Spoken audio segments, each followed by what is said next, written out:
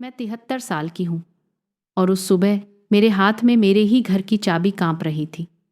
सामने समुद्र की हवा थी, नमक जैसी गंध थी और मेरे अलीबाग वाले छोटे से बीच हाउस का गेट खुला था। लेकिन घर मेरा नहीं लग रहा था, जैसे किसी ने मेरी जिंदगी पर कब्जा कर लिया हो। तभी छत की तरफ से एक तेज आवाज आई, ये बूढ़ी परजीवी यहाँ क्या करने आई है? यहाँ इसके लिए जगह नहीं है। ये मेरी बहू जिया थी। वो ऐसे चिल्लाई जैसे मैं कोई चोर हूं, और वो इस घर की मालकिन। मेरे पैरों के नीचे जैसे जमीन हिल गई। अब आगे जो हुआ वो सुनकर आप भी सोचेंगे, क्या सच में अपने ही घर से किसी माँ को ऐसे निकाल दिया जाता है? अगर अभी आप ये कहानी सुन रहे हैं तो बस एक छोटी सी बात नीचे कमेंट में लिख दीजिए, आप कहाँ से सुन रहे हैं, शहर, गांव या देश। मुझे सच में जानना है ये कहानी कितनी दूर तक पहुंच रही है। अब सुनिए, उस सुबह मैंने क्या देखा। मैं हर महीने 2-3 बार इस घर आती थी, कभी अकेले, कभी अपनी बहन के साथ। ये घर मेरे लिए छुट्टी नहीं था, ये मेरी मेहनत का सबूत था। मेरे पति के जाने के बाद मैंने सिलाई करके, कढ़ाई करके, लोगों के कपड़े जोड़ जोड़ कर अपनी जिंदगी को फिर से खड़ा किया था। जो औरतें रोती हैं वो भी काम कर सकती हैं। मैंने यही किया। मैंने हर महीने थोड़ा थोड़ा बचाया। मैं बड़े बड़े सपने नहीं देखती थी, बस एक सुरक्षित जगह चाहती थी जहां कोई मुझे आदेश न दे, कोई मुझे छोटा न समझे। जब मैंने गाड़ी पार्क की तो मेरे दिल में पहली ही ठंडक उतर गई। अंदर कई गाड़ियां थीं जो मेरी नहीं थीं। किसी ने मेरी पार्किंग में भी गाड़ी टेढ़ी लगा रखी थी। गेट के अंदर से तेज संगीत बज रहा था, बच्चों की चीखें, हंसी, बर्तनों की खनक, जैसे कोई पिकनिक चल रही हो। लेकिन यह पिकनिक मेरे घर में थी, बिना मेरी इजाज़त। मैं धीरे धीरे अंदर बढ़ी। मेरे लॉन पर चिप्स के खाली पैकेट, प्लास्टिक के ग्लास और बियर की खाली कैनें पड़ी थीं।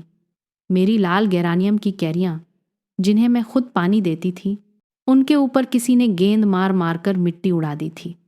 मेरी बेंत वाली कुर्सियों पर गीले तौलिए और गंदे कपड़े फैले थे। मुझे ऐसा लगा जैसे किसी ने मेरे चेहरे पर कीचड़ फेंक दिया हो। फिर मैं दरवाजे पर पहुंची। वहां जिया खड़ी थी और सबसे दर्द की बात, उसने मेरी पसंदीदा एप्रन पहन रखी थी। वही एप्रन जिस पर मैंने अपने हाथ से कढ़ाई की थी। जैसे उसने सिर्फ मेरा घर नहीं, मेरी पहचान भी पहन ली हो।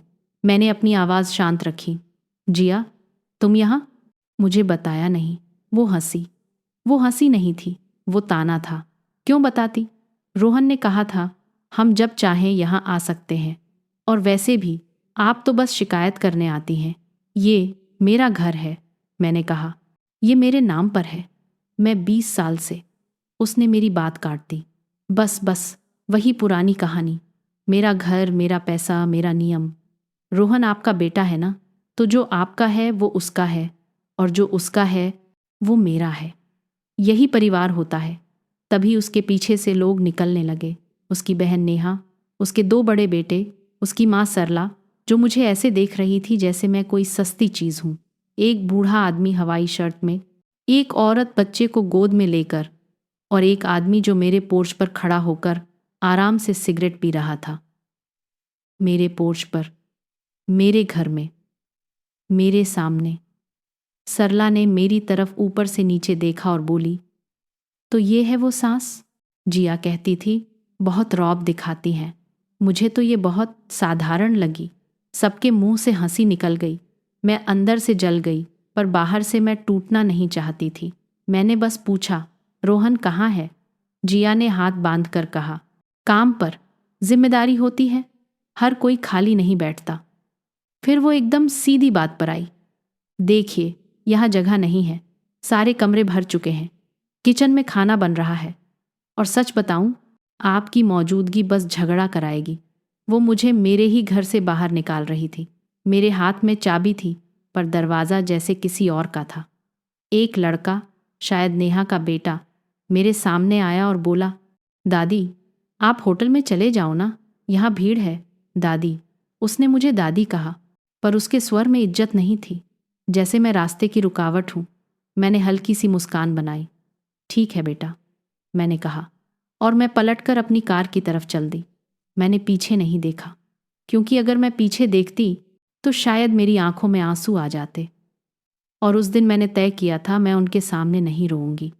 उस रात मैं एक छोटे से होटल में रुकी। समुद्र की तरफ बालकनी थी, पर मेरी आंखें समुद्र पर नहीं थीं। दूर मेरे घर की लाइटें दिख रही थीं। मेरे घर में संगीत चल रहा था, जैसे वो लोग जीत का जश्न मना रहे हों।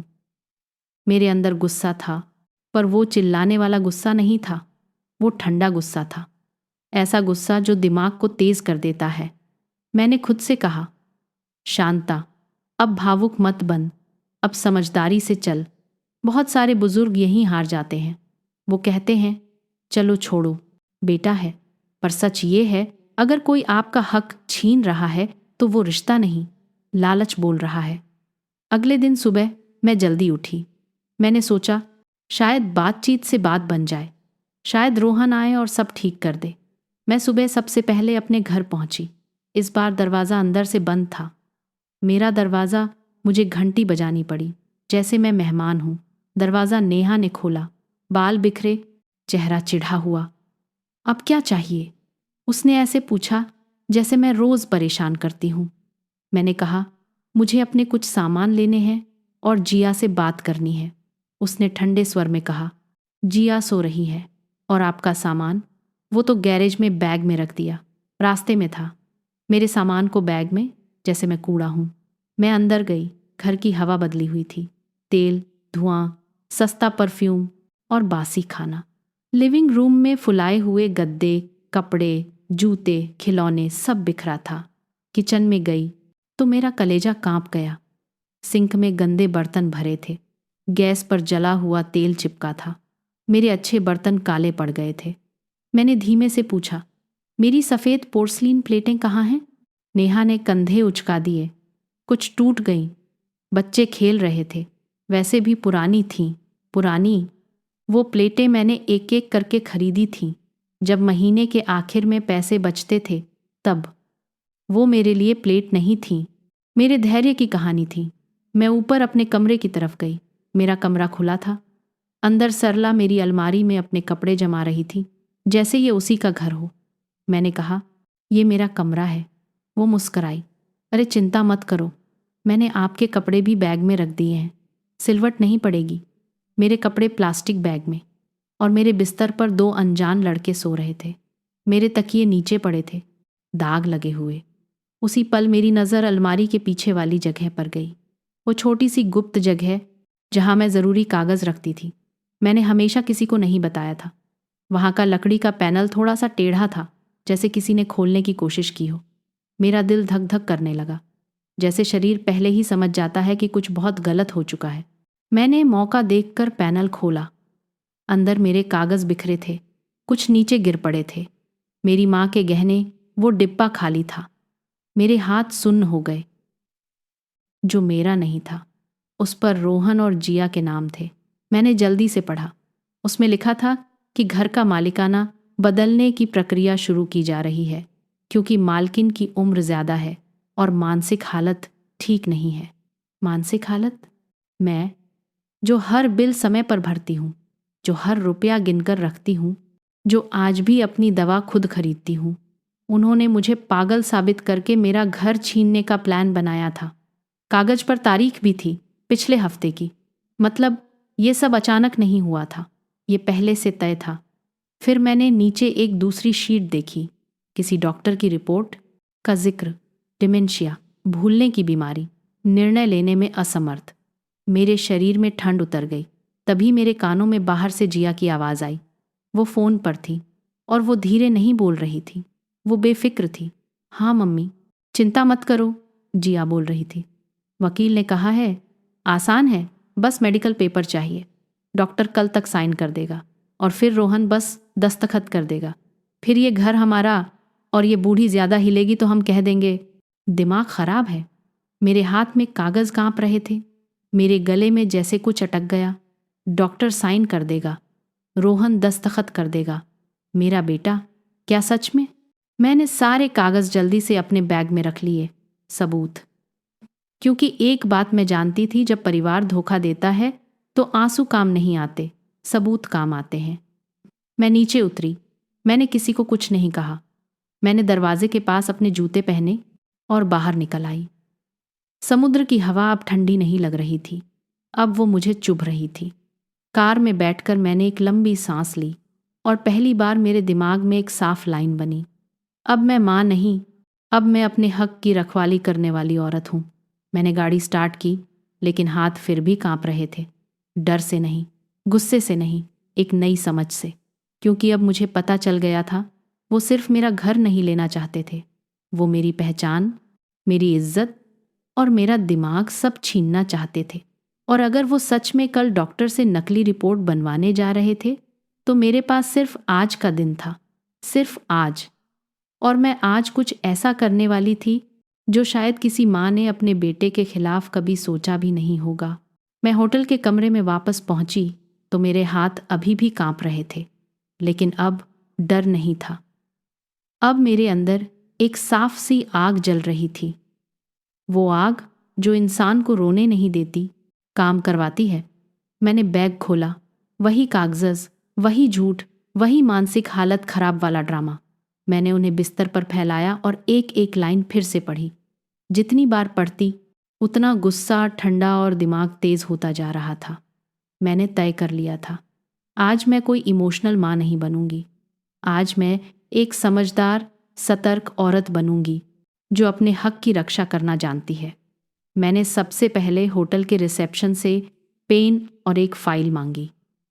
फिर मैंने एक छोटी सी लिस्ट बनाई, क्या क्या गायब है, क्या क्या टूटा है, कौन कौन लोग घर में दिखे, किसने क्या बोला। क्योंकि कोर्ट में आंसू नहीं चलते, वहां तथ्य चलते हैं। मैंने फ़ोन निकाला और अपनी बहन रमा को कॉल किया। रमा पुणे में रहती थी। वही मेरी सबसे पुरानी दोस्त, मेरी सबसे बड़ी ताकत। उसने फ़ोन उठाया तो मेरे आवाज़ की हालत से ही समझ गई। शांता, क्या हुआ? मैंने सब बता दिया। मालकिन बनने की एंट, मेरा सामान बैग में, गहने गायब, नकली मेडिकल रिपोर्ट और सबसे ज़्यादा रोहन का नाम उस कागज़ पर। रमा कुछ सेकंड चुप रही, फिर उसके शब्द ऐसे निकले जैसे किसी ने पत्थर तोड़ दिया हो। ये चोरी है और ऊपर से बुजुर्ग के खिलाफ धोखाधड़ी। तू अब एक भी दिन लेट मत कर। मैंने कहा, मैंने सबूत रख लिए हैं। और फोटो? रमा ने पूछा। घर की हालत की फोटो ली? मैंने पल भर सोचा। नहीं, उस समय दिमाग सुन्न था। रमा ने डांटते हुए कहा, अभी जा, अभी जा। किसी को पता न चले तो बेहतर, लेकिन जितनी जल्दी हो सके वीडियो और फोटो ले। किचन, अलमारी, गार्डन, सब। मैंने फ़ोन रखा और तुरंत नीचे उतरी।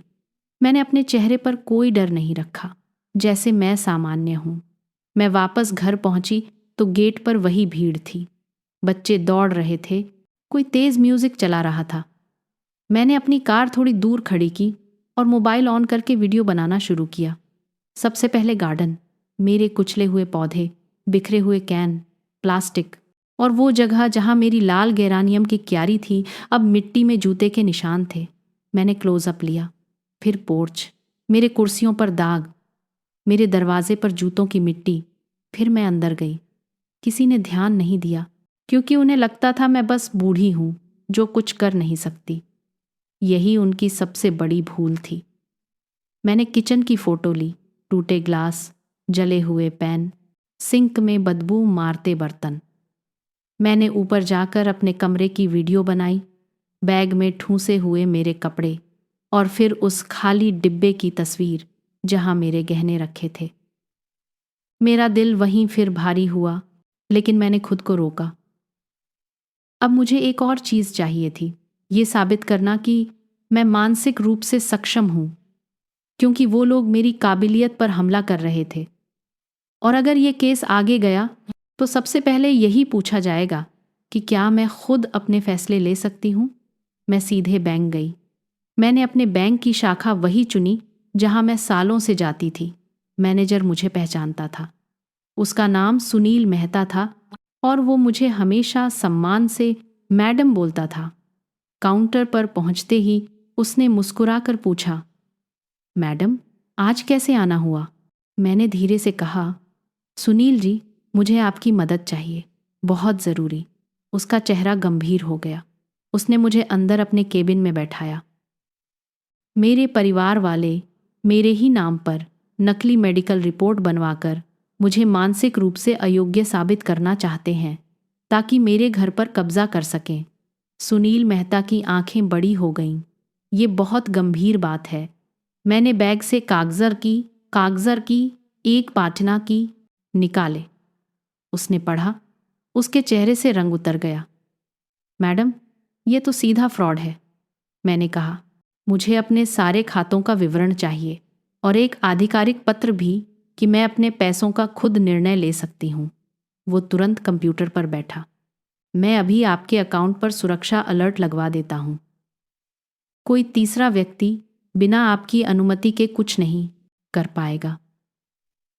उसने मेरे सामने स्क्रीन घुमाई।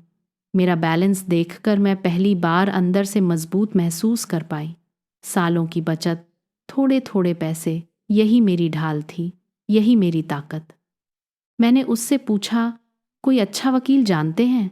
वो बोला, मैडम, फैमिली प्रॉपर्टी और सीनियर फ्रॉड के मामले में एक बहुत अच्छे वकील हैं, अमित कपूर।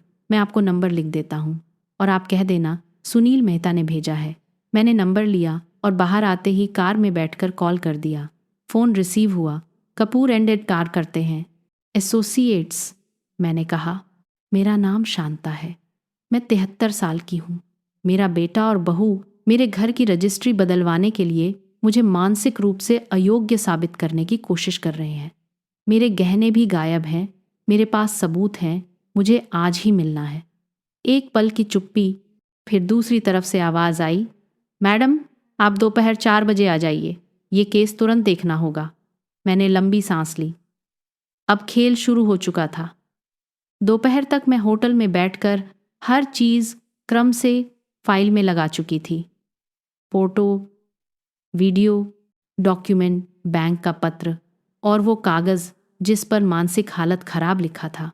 फिर मैं 4 बजे अमित कपूर के ऑफिस पहुंची। ऑफिस बहुत साधारण था, लेकिन साफ और व्यवस्थित।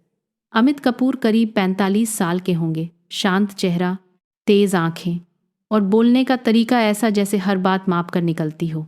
उन्होंने मुझे पानी ऑफर किया और कहा, मैडम, एक एक बात बताइए, शुरुआत से। मैंने सब सुनाया। कैसे सुबह घर पहुंची, कैसे बहू ने परजीवी कहा, कैसे सामान बैग में मिला, कैसे गहने गायब थे, कैसे गुप्त अलमारी में उनके कागज मिले, और फोन पर जिया की बातें। वकील ने बीच बीच में सवाल पूछे। घर की रजिस्ट्री आपके नाम है? हाँ, पूरी। कोई सहमालिक? नहीं। ये डॉक्टर जिसने रिपोर्ट साइन की, क्या उसने आपको देखा? कभी नहीं। अमित कपूर ने कलम रोक दी। बहुत अच्छा। ये बड़ा अपराध है, मेडिकल फर्जीवाड़ा और बुजुर्ग के खिलाफ धोखाधड़ी। और अगर उन्होंने कोर्ट में ये रिपोर्ट जमा की तो ये और भी बड़ा मामला बन जाएगा। मैंने पूछा, अब क्या होगा? उसने कहा, पहला कदम आपके घर पर जो लोग अवैध रूप से रह रहे हैं उनके खिलाफ तुरंत पुलिस शिकायत और इविक्शन की प्रक्रिया। दूसरा, गहनों की चोरी की FIR। तीसरा, उस डॉक्टर और जिसने पैसे देकर रिपोर्ट बनवाई उनके खिलाफ शिकायत। चौथा, आपकी सुरक्षा के लिए कोर्ट से रिस्ट्रेनिंग ऑर्डर कि वो आपके पास, आपके घर और आपके कागज़ों के आसपास न आए। मैंने धीमे से पूछा, क्या मेरा बेटा भी फंसेगा? अमित कपूर ने बिना हिचक कहा, मैडम, अगर उसका नाम और हस्ताक्षर प्रक्रिया में है तो कानून रिश्ते नहीं देखता। अपराध अपराध होता है। उस वाक्य ने मेरे अंदर कुछ तोड़ भी दिया और कुछ बना भी दिया, क्योंकि अब ये साफ था, या तो मैं चुप रहूं और लुट जाऊं, या फिर मैं खड़ी होऊं और सच्चाई के साथ चलूं, चाहे सामने मेरा बेटा ही क्यों ना हो। मैंने कहा, मैं लड़ूंगी। अमित कपूर ने सिर हिलाया। ठीक है, पर एक बात समझिए, ये लड़ाई सिर्फ घर की नहीं है, ये आपकी इज्जत की है। और अगर आप पीछे हटी तो वो लोग फिर कोशिश करेंगे, इसलिए हमें तेज चलना होगा। उसने फीस बताई। मैं अभी दे देती हूँ, क्योंकि मैं जानती थी ये खर्च नहीं है, ये मेरी सुरक्षा की कीमत है। मैं ऑफिस से निकली तो शाम हो चुकी थी। आसमान थोड़ा लाल था, हवा में नमक की गंध। दूर मेरा घर चमक रहा था, जैसे वो मुझ पर हंस रहा हो। पर अब मैं अकेली नहीं थी। मेरे पास कानून था, मेरे पास सबूत थे, और मेरे पास वो डर नहीं था जो वो लोग मुझ में डालना चाहते थे। उस रात मैंने पहली बार चैन से खाना खाया, लेकिन नींद नहीं आई, क्योंकि मेरे दिमाग में एक ही तस्वीर घूम रही थी। अगली सुबह जब पुलिस और वकील मेरे साथ मेरे घर के गेट पर खड़े होंगे और जिया का चेहरा जब उसे पता चलेगा कि बूढ़ी औरत ने खेल पलट दिया है, मैंने खुद से कहा कल कल उनका जश्न खत्म होगा। और जैसे ही मैंने ये सोचा, फोन पर एक मैसेज आया, अनजान नंबर से। बस एक लाइन थी, अगर आप चुप नहीं रहीं तो हम आपको सच में पागल साबित कर देंगे। मैंने स्क्रीन को देखा, मेरी उंगलियां ठंडी पड़ गईं, क्योंकि अब ये सिर्फ धोखा नहीं था, ये धमकी थी। और अगर वो धमकी दे रहे थे तो इसका मतलब था उन्हें डर लगने लगा था। मैंने वो धमकी वाला मैसेज पढ़ा और 1 सेकंड के लिए मेरी सांस अटक गई। पर अगले ही पल मुझे समझ आ गया, जब सामने वाला धमकी देने लगे तो मतलब वो कमज़ोर पड़ रहा है, वो डर रहा है। क्योंकि जिसके पास सच होता है वो छुपकर मैसेज नहीं भेजता। मैंने फ़ोन शांत रखा, स्क्रीनशॉट लिया और उसे अपनी फाइल में जोड़ दिया। फिर मैंने खुद से कहा, शांता, अब पीछे हटने का सवाल ही नहीं। अगली सुबह मैं जल्दी तैयार हुई। साड़ी नहीं, मेरे सबसे सादे लेकिन मजबूत कपड़े, हल्का ग्रे सलवार सूट, बाल ठीक से बंधे, चेहरे पर कोई डर नहीं।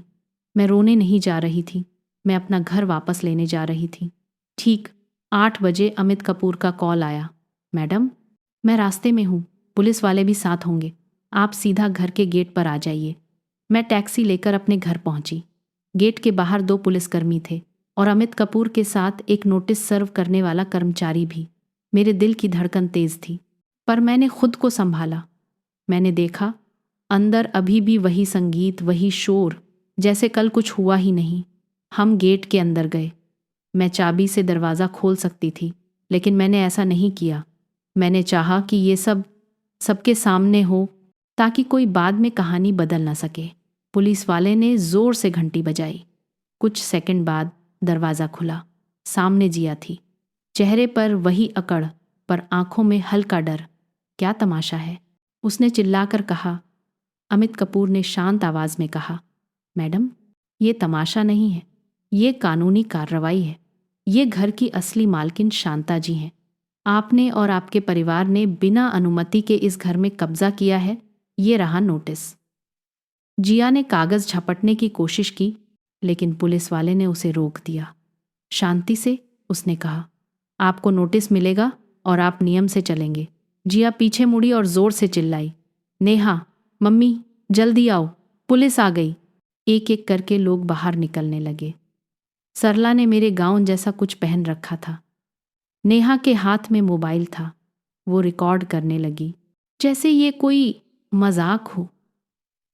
तभी बच्चों की भीड़ भी दरवाजे तक आ गई। सबसे आखिर में रोहन आया, वही मेरा बेटा।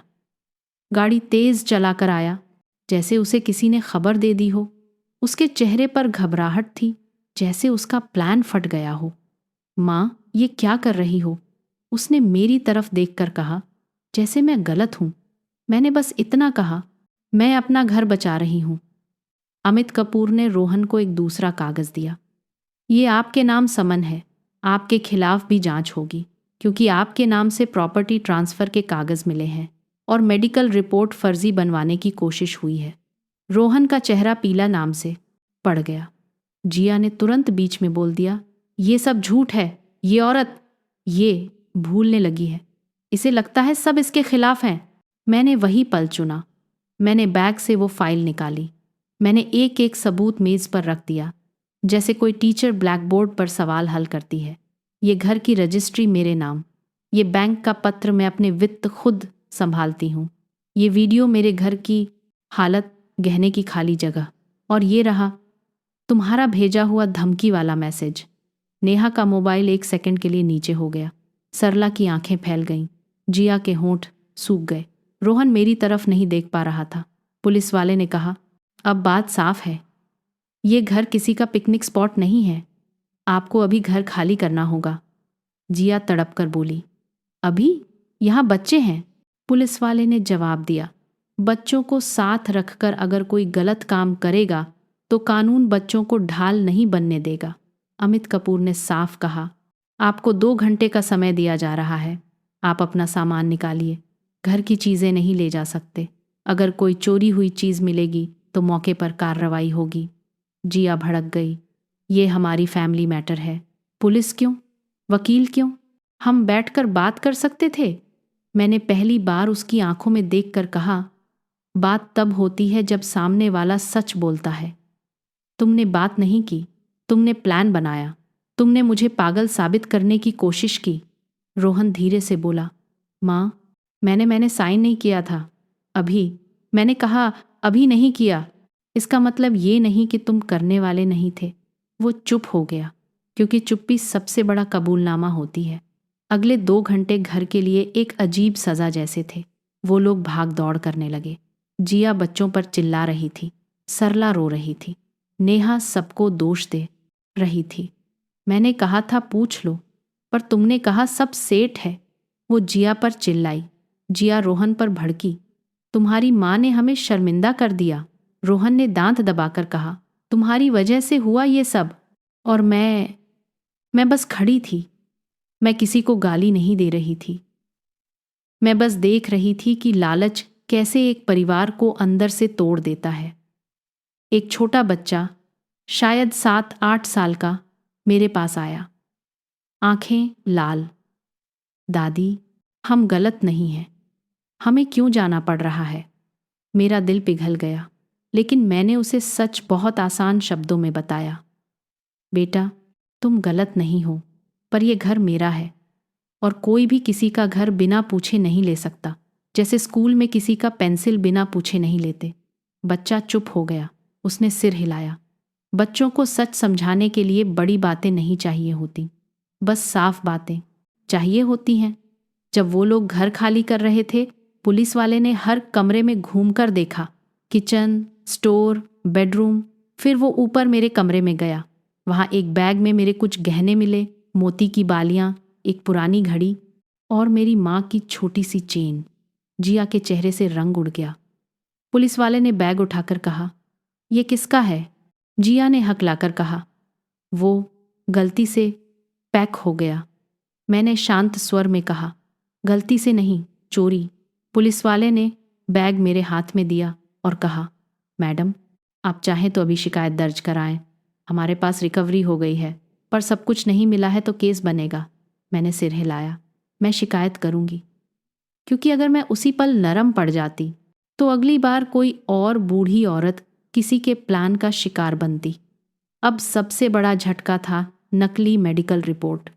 अमित कपूर ने मुझे बताया, मैडम, हम डॉक्टर की शिकायत भी करेंगे। अगर उसने पैसे लेकर बिना देखे रिपोर्ट बनाई है तो वो अपराध है। मैंने मन में सोचा, ये सिर्फ मेरा केस नहीं है। ऐसे डॉक्टर बहुत लोगों की जिंदगी बिगाड़ते हैं। आज दोपहर थाने में मेरी शिकायत दर्ज हुई। मैंने हर बात साफ साफ बताई, कौन कौन था, क्या क्या हुआ, किसने क्या बोला। मैंने उन्हें धमकी वाला मैसेज भी दिया, मैंने वीडियो दिए, मैंने बैंक का पत्र दिया, और वहीं से मेरा केस घर का झगड़ा नहीं रहा। अब ये बुजुर्ग के खिलाफ धोखाधड़ी बन गया। अब रोहन और जिया की हालत बदल गई। अगले हफ्ते कोर्ट की तारीख पड़ी। वो लोग वकील लेकर आए। रोहन की नज़र ज़मीन पर, जिया की आंखें लाल। उनके वकील ने कोशिश की कि ये सब गलतफहमी लगे, परिवार का तनाव लगे। लेकिन जब जज ने नकली रिपोर्ट, प्रॉपर्टी ट्रांसफ़र की कोशिश, धमकी और रिकवरी देखी तो जज का चेहरा सख्त हो गया। जज ने साफ कहा, ये गलतफहमी नहीं है, ये योजना है। उस दिन कोर्ट ने मेरे पक्ष में तुरंत आदेश दिया, घर पर मेरा पूरा अधिकार मान्य। रोहन और जिया को मेरे घर या मेरे दस्तावेजों के आसपास आने से रोक, और जांच एजेंसी को डॉक्टर के खिलाफ जांच का निर्देश। जब जज ने कहा, आपकी मानसिक क्षमता पर कोई सवाल नहीं, उस वाक्य ने मेरे ऊपर से एक भारी पत्थर हटा दिया। कई महीने चले। मैं आपको झूठ नहीं बोलूंगी, ये आसान नहीं था। कभी कभी रात में मैं अकेली बैठकर सोचती, जिस बेटे को मैंने गोद में उठाया, आज वही मेरे खिलाफ क्यों? पर फिर मुझे याद आता, अगर मैं चुप रहती तो मैं सिर्फ घर नहीं खोती, मैं अपनी इज्जत खोती, अपना आत्मसम्मान खोती। धीरे धीरे सच्चाई बाहर आई। वो डॉक्टर सच में पैसे लेकर कागज बनाता था और मेरे केस के साथ कुछ और केस भी जुड़ गए। जब जांच बढ़ी तो उस डॉक्टर की क्लिनिक पर भी कार्रवाई हुई। मुझे ये जानकर दुख भी हुआ और राहत भी। दुख इसलिए कि लोग पैसे के लिए कितनी गिरी हरकत करते हैं, राहत इसलिए कि कम से कम इस बार वो बच नहीं पाया। अंत में रोहन और जिया ने समझौता मांगा। वो मेरे पास संदेश भेजने लगे, कभी रमा के जरिए, कभी किसी रिश्तेदार के जरिए। माँ से बोलो केस वापस ले लें, हम माफ़ी मांग लेंगे। मैंने साफ कह दिया, माफ़ी शब्दों से नहीं, काम से साबित होती है। मैंने उनसे 3 बातें मांगी। पहली, मेरे सारे गहने और सामान वापस। दूसरी, लिखित में स्वीकार कि घर पर उनका कोई अधिकार नहीं। तीसरी, मुझे धमकाने के लिए सार्वजनिक माफ़ी, ताकि कोई और मेरे खिलाफ वही हथकंडा न आजमाए। बहुत ड्रामा हुआ, लेकिन जब कानून सामने हो तो ड्रामा कम काम आता है। अंत में फैसला आया, भारी जुर्माना, कुछ महीनों की प्रोबेशन जैसी सख्ती और समाज सेवा। रोहन की नौकरी पर भी असर पड़ा। लोगों को पता चला, पड़ोस में बातें हुईं, और सबसे बड़ा नुकसान पैसे का नहीं था, इज्जत का था। मैंने उस दिन महसूस किया, कर्म का हिसाब धीरे आता है, लेकिन आता ज़रूर है। और अब वो सीख जो मैं चाहती हूँ आप भी याद रखें, क्योंकि इस कहानी में सिर्फ बदला नहीं है, सुरक्षा का सबक है। अगर आप या आपके माता पिता बुजुर्ग हैं तो ये बात ध्यान रखिए। पहला, अपने दस्तावेज़ सुरक्षित रखें। रजिस्ट्री, बैंक, पासबुक, आधार, पैन सब एक लॉक फाइल में। दूसरा, घर के कागज़ की फ़ोटोकॉपी और डिजिटल कॉपी रखें। तीसरा, अपने बैंक अकाउंट में अलर्ट ऑन रखें और किसी को OTP कभी न दें। चौथा, अगर कोई आपको मेंटली अनफिट साबित करने की बातें करे तो तुरंत डॉक्टर से खुद की हेल्थ चेक कराकर रिपोर्ट रखिए। पांचवां, अपने घर में कैमरा लगाइए या कम से कम एक भरोसेमंद पड़ोसी केयरटेकर रखें जो देख सके। और सबसे ज़रूरी, बच्चा हो या कोई भी, अगर वो आपका हक छीनने लगे तो शर्म में चुप मत रहिए। चुप्पी अपराधी को ताकत देती है। मैंने अपने घर में सारे ताले बदलवाए, मेन गेट, पीछे का दरवाज़ा, सब। मैंने एक साधारण कैमरा लगाया और मैंने अपनी वसीयत भी अपडेट की। मैंने तय किया, जो लोग मुझे परजीवी कहते हैं उन्हें मेरी मेहनत का फल नहीं मिलेगा। मैंने अपने घर का एक हिस्सा एक ट्रस्ट के नाम किया ताकि ज़रूरतमंद बुजुर्ग महिलाओं की मदद हो सके, क्योंकि अगर मेरा दर्द किसी और की सुरक्षा बन जाए तो मेरी लड़ाई का मतलब बढ़ जाता है।